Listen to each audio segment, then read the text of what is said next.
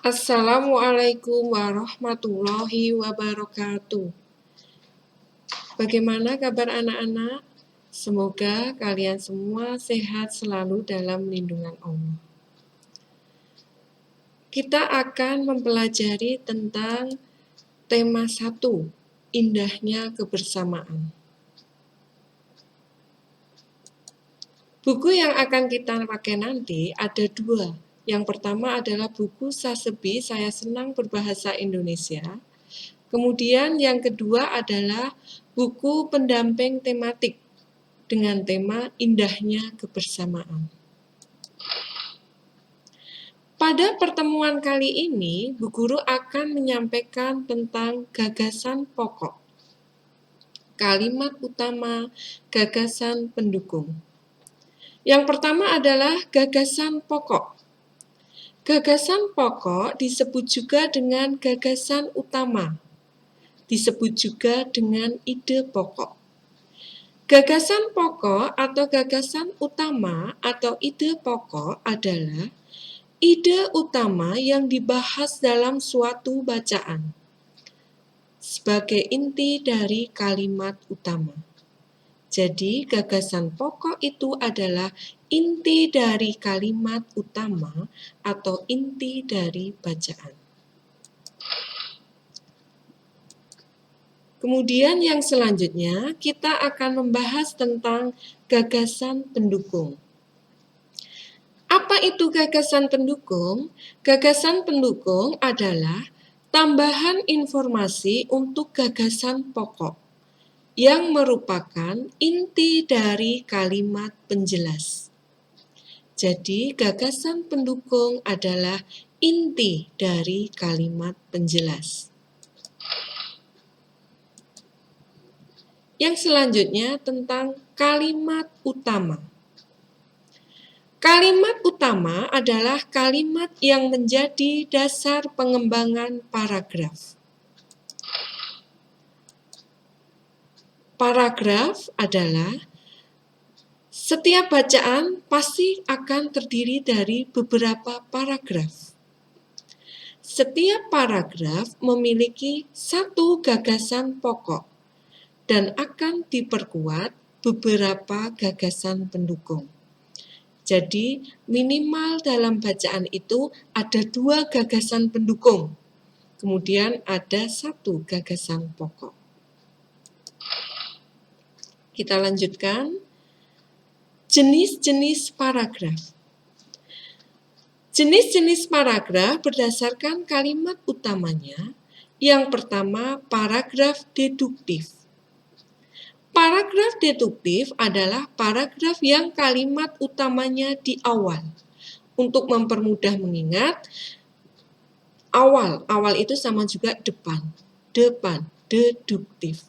Jadi, paragraf deduktif kalimat utamanya di awal atau depan. Kemudian yang kedua, paragraf induktif. Paragraf induktif adalah paragraf yang kalimat utamanya di akhir. Yang ketiga adalah paragraf campuran. Paragraf campuran ini paragraf yang kalimat utamanya di awal dan di akhir. Atau juga istilahnya disebut juga dengan paragraf deduktif induktif. Kemudian yang keempat, paragraf ineratif.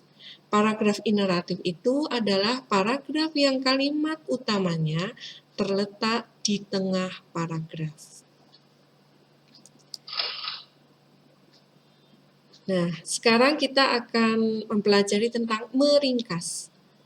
Meringkas itu istilahnya adalah merangkum.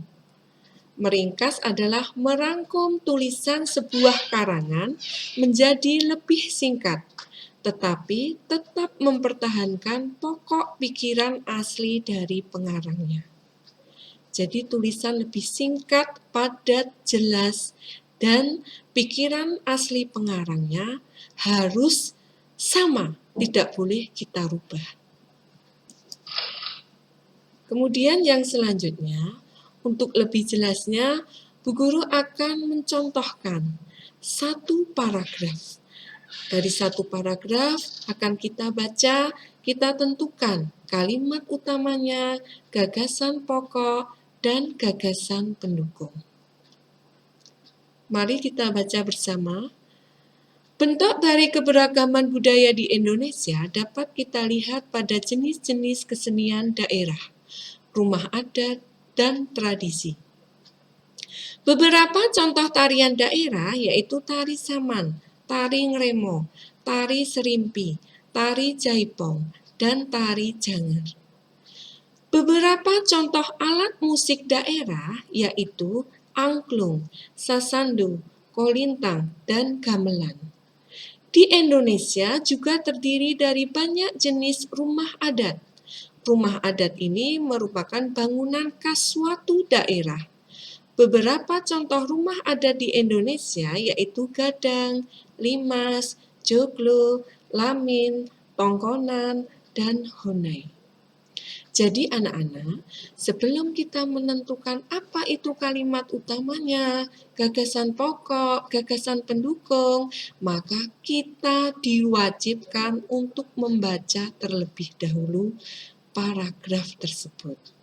Setelah membaca, kita baru akan menentukan.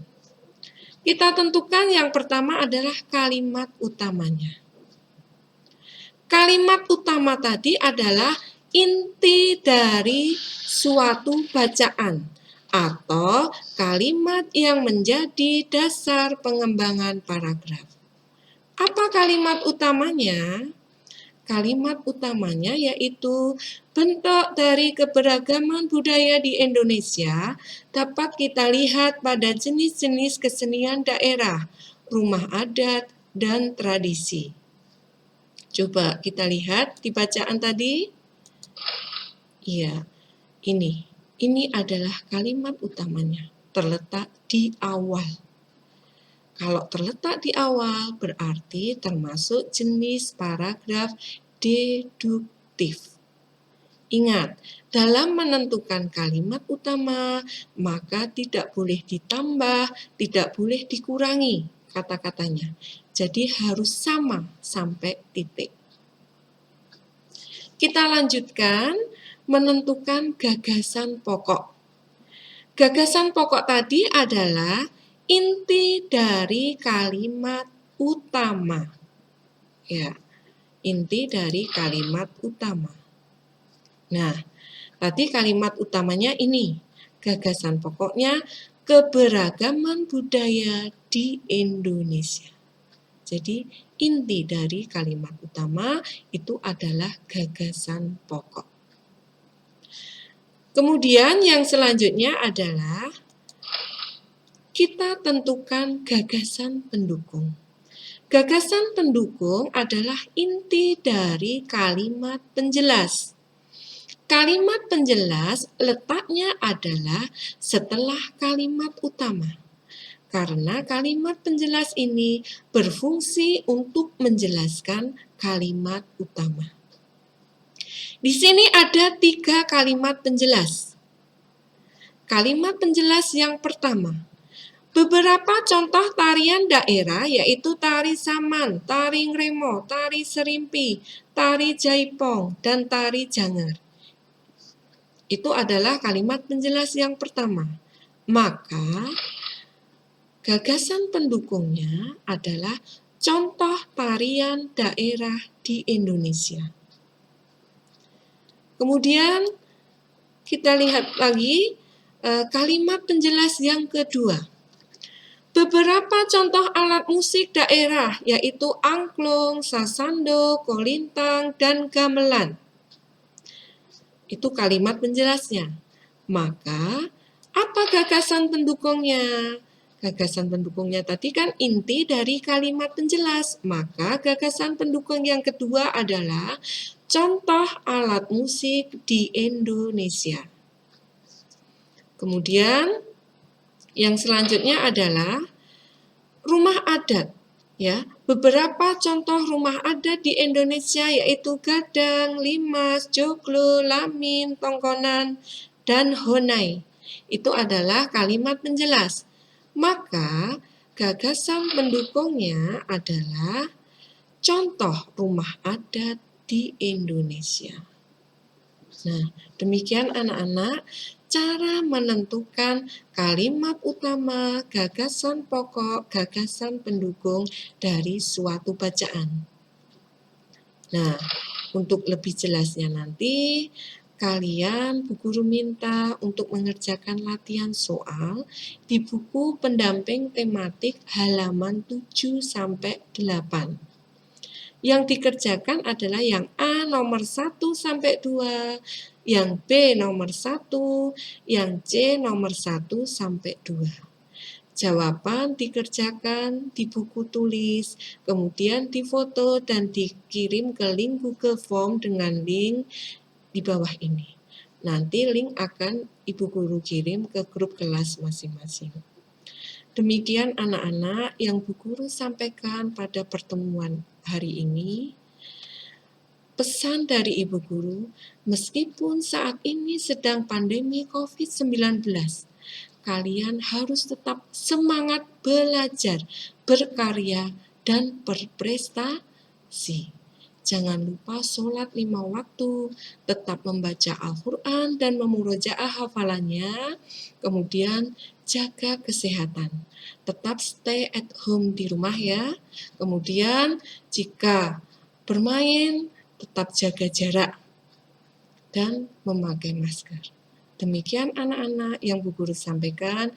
Wassalamualaikum warahmatullahi wabarakatuh.